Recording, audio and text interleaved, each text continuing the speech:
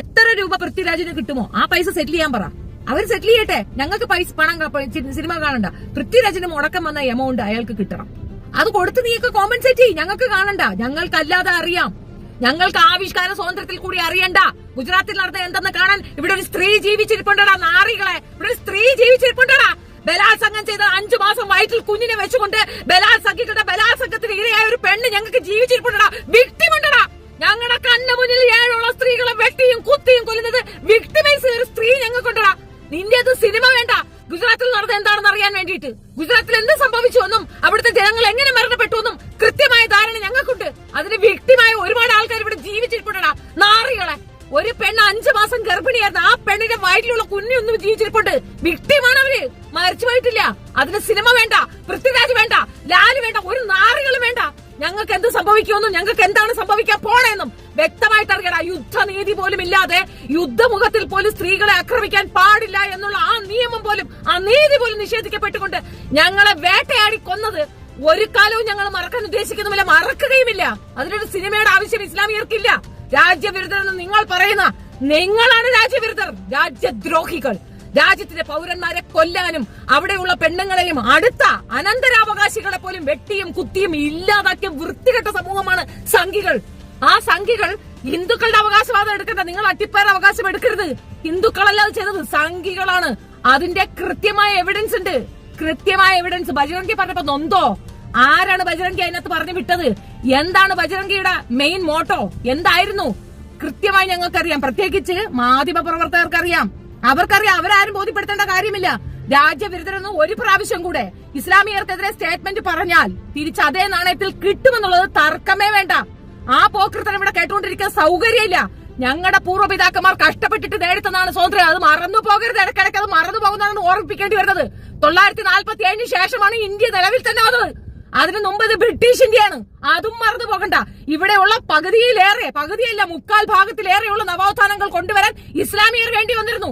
ആദ്യത്തെ വിദ്യാഭ്യാസ മന്ത്രി എന്തൊക്കെ നേടിയെന്നും എന്തൊക്കെ ചെയ്തെന്നും ചരിത്രം പഠിക്കണോടാ. ചരിത്രം വായിച്ചു നോക്കണം. അപ്പൊ അതിനകത്തുണ്ട് കൃത്യമായിട്ട്. കൂടുതൽ ഞൊണ്ണ അടിച്ചോണ്ട് ഇങ്ങോട്ട് തള്ളിക്കൊണ്ട് വരാതിരിക്കാം. പിന്നെ ഇവന് കൊടുത്ത പദവി, ഇവൻ കേണലാണെങ്കിൽ ആർക്കെന്ത്? ഇവൻ കേണലോ എന്ത് വാഴയാവട്ടെ, ആർക്കെന്ത്? അവനൊരു സിനിമയാണ് അഭിനയിച്ചത്. ആവിഷ്കാര സ്വാതന്ത്ര്യത്തിൽ ഉണ്ടായി വന്ന ഒരു സിനിമ. അതിനപ്പുറം അതിനൊരു മൂല്യമില്ല. ഇവിടെ ആരും അത് മൈൻഡ് പോലും ചെയ്യുന്നില്ല. അതെന്താടാ? കീർത്തി ചക്രയ്ക്കകത്ത് ഇസ്ലാമിയരായിട്ടുള്ള തീവ്രവാദികൾ വന്ന് പെണ്ണുങ്ങളെ ബലാത്സംഗം ചെയ്യുമ്പോൾ ഞങ്ങൾ കണ്ടോണ്ടിരുന്നല്ല. അത് ഇസ്ലാമാണേ, ഞങ്ങളെയാണേ പറഞ്ഞെന്ന് പറഞ്ഞ് ഞങ്ങളാരും കുത്താനും പൊത്താനും പോയില്ലല്ലോ.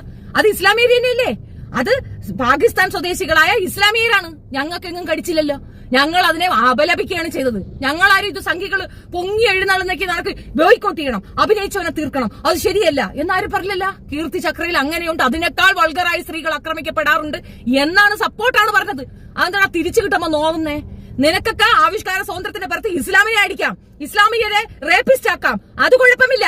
തിരിച്ച് ഒരു സമൂഹത്തിൽ മൊത്തത്തിൽ അടിച്ചിടിച്ച് കയറി പ്രൊട്ടക്ട് ചെയ്ത മനുഷ്യന്റെ വീട്ടിൽ കയറി വെട്ടിത്തീർത്തത് ചരിത്രം പറയുന്നുണ്ട്, ചരിത്രത്തിൽ എഴുതി വെച്ചിട്ടുണ്ട്. അത് നിങ്ങൾ എവിടെ കൊണ്ടുപോയി മാച്ചുകളയും? സംഘികൾ വിചാരിക്കുന്ന നടക്ക് ചരിത്രം മാറ്റി എഴുതാൻ പറ്റത്തില്ല. ഒരു കാര്യം മനസ്സിലാക്കോ, ആ കഥ വളരെ വലിയ വിശാലമായ ഒരു കാഴ്ചപ്പാടാണ് പൊതുസമൂഹത്തിൽ തന്നിട്ടുള്ളത്. എനിക്ക് ഇസ്ലാമിയരോട് പറയാൻ ഇത്രയേ ഉള്ളൂ. ഈ പറയുന്ന നാറികളുടെ ഇതും വായിച്ച് നിങ്ങൾ ചർച്ചയ്ക്കിരിക്കരുത്. കളഞ്ഞേക്കോ. നമ്മൾ അനുഭവിച്ച വേദന, നമ്മുടെ പെണ്ണുങ്ങൾ അനുഭവിച്ച വേദന ബൽക്കീസ് ബാനുവിന്റെ കണ്ണുകളിൽ നോക്കിയാൽ നിങ്ങൾക്ക് കാണാം. അവളുടെ കണ്ണുകളിലുണ്ട് ഞങ്ങൾ അനുഭവിച്ച വേദന. ആ വേദന ഇനി തുടരാതിരിക്കാൻ നിങ്ങൾ ശക്തരാകാനാണ് പറയുന്നത്. ശക്തരാവുക. സമർത്ഥമായി അത്യാവശ്യത്തിൽ കൂടുതൽ നിങ്ങളുടെ കയ്യിലുള്ള സോഴ്സ് നിങ്ങൾ ഉപയോഗിക്കുക. കുട്ടികളെ പഠിപ്പിക്കുക. ഭരണ പങ്കാളിത്തത്തിലേക്ക് നമ്മുടെ കുഞ്ഞുങ്ങളെ പറഞ്ഞു വിടുക, സ്ട്രെങ്തനാക്കുക. പെൺകുട്ടികളുടെ കയ്യിൽ പർദ്ദ കൊടുത്തു വിടാതെ ആയുധം എടുത്തു കൊടുക്കുക. ഒരുത്തൻ നമ്മളെ റേപ്പ് ചെയ്യാൻ വന്നാൽ അവനെ തീർക്കാനുള്ള പരിപാടി അവർക്ക് പഠിപ്പിച്ചു കൊടുക്കുക. വരി ഒടിച്ചു വിടാൻ പെൺകുട്ടികളെ പഠിപ്പിച്ചു കൊടുക്കുക. 6 വയസ്സ് 7 വയസ്സുള്ള പൊടി മക്കളെ കരോട്ട പഠിപ്പിച്ചു കൊടുക്കുക. പെൺകുട്ടികൾ അവലബിളായി ഞങ്ങളെ അടിക്കാൻ വരുമ്പോ അല്ലെങ്കിൽ റേപ്പ് ചെയ്യാൻ വരുമ്പോ അയ്യോ തല്ലല്ലേ എന്ന് പറഞ്ഞുകൊണ്ടിരിക്കുക. നെഞ്ചു വിരിച്ചു നിന്ന് പൊളിച്ചിട്ട് കൊടുക്കാൻ തന്റെ ഇടമുള്ള പെൺകുട്ടികളെ വളർത്തിയെടുക്കൂ. പെൺകുഞ്ഞുണ്ടാകുമ്പോ തന്നെ ബാലയും ചാന്തുപൊട്ട് മറ്റത് വാങ്ങിച്ചു കൊടുത്ത് മേക്കപ്പ് ഇട്ട് അവളെ കൂടിയിരുത്താതെ അവളെ തല്ലാനും അത്യാവശ്യത്തിന് അവൾ റെസിസ്റ്റ് ചെയ്ത് നിൽക്കാനുള്ള കപ്പാസിറ്റി പെൺകുട്ടികൾക്ക് ഉണ്ടാക്കിയെടുക്കൂ.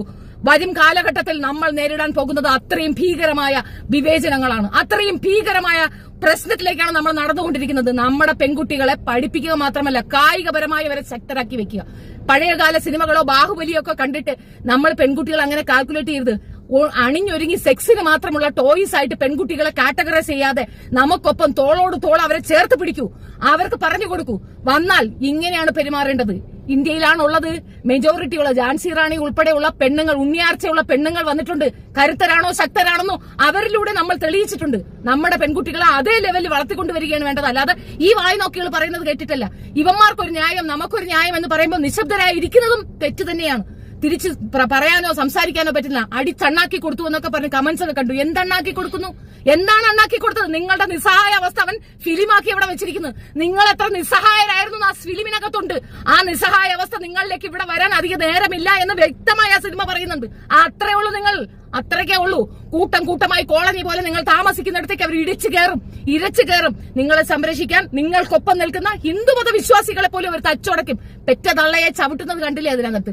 അതാണ് അവരുടെ ക്യാരക്ടർ. പൃഥ്വിരാജ് ഏറ്റവും നന്നായി, ഏറ്റവും മാന്യമായി അത് അവതരിപ്പിച്ച് തന്നിട്ടുണ്ട്. അയാളുടെ ജീവന് സുരക്ഷിതത്വം കൊടുക്കൂ. അയാളെ ഒറ്റപ്പെടുത്തുന്നത് നിങ്ങൾ അയാളെ സംരക്ഷിക്കൂ. അതാണ് വേണ്ടത്. അവൻ കാലത്തിന് മേലെ സഞ്ചരിച്ച പയ്യനാ. അവനെ കൊണ്ട് അത് സാധിച്ചു. ഇതിനേക്കാൾ മുൻപ് ഈ സിനിമാ മേഖലയിൽ ഉണ്ടായിരുന്ന പ്രോബ്ലത്തിലേക്കും അവൻ ആദ്യം വിരൽ ചൂണ്ടിയവനാ. അവനെ കൊണ്ട് ഒരുപാട് കാര്യങ്ങൾ ചെയ്യാൻ സാധിക്കും എന്നുള്ളതാണ്. ഇങ്ങനെയുള്ള കുഞ്ഞുങ്ങളാണ് നമുക്ക് വേണ്ടത്. പൃഥ്വിരാജിന്റെ ലെവലിൽ ചിന്തിക്കുന്ന കുട്ടികളാണ് നമുക്ക് വേണ്ടത്. ഈ സംഖ്യയെ കൊണ്ട് തന്നെ അത് ചെയ്യിപ്പിച്ചിട്ടുണ്ടെങ്കിൽ മിടുക്കാണ്. ഞാൻ ചോദിക്കട്ടെ, കുള്ളനും കുറിയവനും കറുത്തവനുമായ പരശിരാജയെ മമ്മൂട്ടിയെ പോലെ സുമുഖനും സുന്ദരനുമായ ഒരുത്തനെ കൊണ്ട് എംടി ചെയ്യിച്ചപ്പോ എവിടെ പോയിരുന്നു നിങ്ങളുടെ രോഷം?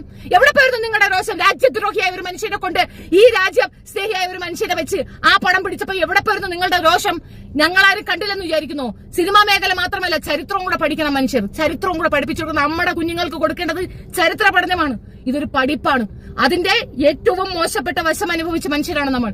ഇനി ഇതേപോലെ ട്രെയിനിൽ തീ കത്തിച്ചിട്ടുണ്ടെങ്കിൽ തീർച്ചയായിട്ടും തെറ്റാണത്. ഒരു പൗരൻ മറ്റൊരു പൗരനെ മതത്തിന്റെ അടിസ്ഥാനത്തിൽ കൊല്ലുന്നുണ്ടെങ്കിൽ ആ രാജ്യം ശിഥിലമായി എന്നാണ് അർത്ഥം. അത് നിങ്ങൾ ചെയ്താലും തെറ്റ്, അവർ ചെയ്താലും തെറ്റ്. രണ്ടും തെറ്റാണ്. അതിൽ ഏറ്റവും ഭീകരമായി നമ്മൾ കണ്ടത് ഇപ്പുറത്തുള്ളതാണ്. അത് കൂട്ടത്തോടെ കൊല്ലുന്നു. ഇത് ഇഞ്ചിഞ്ചിഞ്ചായി ഓരോരുത്തരെ പിഞ്ച് പൈതലുകളെ പോലും വരിച്ച് ഇടിച്ചും കുത്തിയും റേപ്പ് ചെയ്തും കൊല്ലുന്നത് ആരാണ്? അതിന്റെ പക ഇന്നും വിടാതെ മനസ്സിൽ കൊണ്ടുകിടന്ന് ഇത്ര വൾഗറായി ഈ പൊതുസമൂഹത്തിൽ ഇരുന്നുകൊണ്ട് വിളിച്ചു പറയുന്നത് ആരാണ്? എന്താണ് ഇവിടെ നടക്കുന്ന? വിവേചനം ഒരർത്ഥത്തിലും പാടില്ല എന്ന് പറയുന്നിടത്ത് നിയമപരമായിട്ട് അതും നമ്മളുടെ സേനയിൽ അംഗമുള്ള ഇവന്മാരിരുന്നു കൊണ്ട് അതിനെ കൂട്ടുപിടിച്ച് പറയുമ്പോൾ നിങ്ങൾ എവിടെയാണ് മിണ്ടാതിരിക്കുന്നതെന്നാണ് എനിക്ക് മനസ്സിലാവാത്തത്. എനിക്കിത് കണ്ടിട്ട് ധാർമ്മിക രോഷം കൊണ്ടാണ് ഞാൻ ഈ വീഡിയോ ചെയ്യേണ്ട എന്ന് വെച്ചാൽ സൈലന്റ് ആയിട്ടിരുന്നത്. ഇത് കാണാൻ ഉണ്ടാകുന്ന ഒരു ദേഷ്യമുണ്ടല്ലോ. അതിൽ ഏറ്റവും പ്രൊവോക്കഡ് ആയിട്ടുള്ള ഒരു ഹെഡ്ലൈൻ തന്നെയുണ്ട്. മോഹൻലാൽ അല്ല പൃഥ്വിരാജ് രാജ്യവിരുദ്ധർക്കൊപ്പമാണ്. നിന്റെ തന്തയാണടാ രാജ്യവിരുദ്ധർ. നിന്റെ തന്ത സംഘിയും സംഘിയുടെ തന്തയുമാണ് രാജ്യവിരുദ്ധർ, അല്ലാതെ മുസ്ലിംസ് അല്ല. രാജ്യവിരുദ്ധർക്കൊപ്പമോ? എന്താണ് രാജ്യവിരുദ്ധത? രാജ്യത്തിന്റെ കൂടെ നിന്നവൻ മനുഷ്യരെ വെട്ടിയും കുത്തിയും കൊന്നും ബലാത്സംഗം ചെയ്തും ഇല്ലാണ്ടാക്കിയ വൃത്തികെട്ട ജന്തുക്കളെ തുറന്നു കാണിക്കാൻ ഒരു സിനിമയെങ്കിലും ചെയ്തെങ്കിൽ ആ പയ്യന്റെ അച്ഛനും അമ്മയ്ക്കും അഭിമാനിക്കാം. മല്ലിക സുകുമാരനിക്കും അഭിമാനിക്കാം. അവർ പെറ്റത് ആണിനെയാണ്, നല്ല അന്തസ്സുള്ളർത്തനെയാണ് പെറ്റിരിക്കുന്നത്. അതേപോലെ ആ പെൺകുട്ടിയുടെ കേസ് പറയുന്നത് അവളത് ചെയ്തില്ലെങ്കിലേ അതിശയമുള്ളൂ. അവള് BBC വേൾഡിൽ മാധ്യമ പ്രവർത്തകയാണ്. അവള് കണ്ട സത്യങ്ങൾ അവളുടെ ഭർത്താവിനെ കൊണ്ടാണെങ്കിലും ഞങ്ങളുടെ ലൈഫൊക്കെ റിസ്ക് ആകും എന്നറിഞ്ഞിട്ട് കൂടെ അങ്ങനെയൊന്നും ചെയ്തിട്ടുണ്ടെങ്കിൽ അവൾ നിസ്സാരക്കാരിയാണോ? അവളൊക്കെയാണ് രാജ്യം ഭരിക്കേണ്ടത്. എന്നോട് ചോദിച്ചാൽ സുപ്രിയാണ് ഇന്ത്യ ഭരിക്കേണ്ടത് ഞാൻ പറയും. അത്രയ്ക്ക് ടാലന്റ് ഉള്ള കുട്ടിയാണ്. അത് കൃത്യമായിട്ട് അവൾ കൊണ്ടുവന്നിട്ട് തന്നില്ലേ? സ്വന്തം സുരക്ഷ നോക്കാതെ കിട്ടിയ പണവും കൊണ്ട് വലിയ കാറ് വാങ്ങിച്ച് ആഷ്പിഷ് ലൈഫും കൊണ്ടിരിക്കുന്നതിന് പകരം എന്താ ചെയ്തത്? അതിനകത്തേക്ക് ആരെ കയറ്റിയില്ല. എല്ലാം പെർഫെക്റ്റ്, സൂപ്പർ ആയിരുന്നു. സിനിമ എനിക്ക് ഇഷ്ടപ്പെട്ടില്ല, അത് സത്യമാണ്. പക്ഷെ ദാറ്റ് സ്പെസിഫിക് കണ്ടന്റ് അത് സൂപ്പറാണ്. അത് എത്തേണ്ടവരിൽ എത്തിയിട്ടുണ്ട്. നിങ്ങൾ ഇതും കൊണ്ട് ഞങ്ങളെ പേടിപ്പിക്കാൻ നിൽക്കണ്ട. അത് കേട്ട് ആരും നമ്മൾ എന്തോ കൊടുത്തു സംഘികൾക്കുണ്ടാക്കി ഒന്നുമല്ല. സംഘികൾ ഇതാണെന്ന് കാണിക്കാൻ ഈ സിനിമ ഉപകാരമായി. സംഘികൾ ഇതാണ്, അവർക്ക് ഇത്രേ അറിയുള്ളൂ. അവർക്ക് നമ്മളെ പറ്റി ഇങ്ങനെ പറയാൻ അറിയുള്ളൂ. അവർ വിചാരിക്കുന്ന നമ്മൾ രാജ്യവിരുദ്ധർ, രാജ്യദ്രോഹികൾ. അവർ രാജ്യസ്നേഹികൾ. യഥാർത്ഥത്തിൽ ബലാൽ സംഘികൾ, രാജ്യദ്രോഹികൾ. അത്രയേ ഉള്ളൂ ഇതിനകത്ത്. Thank you.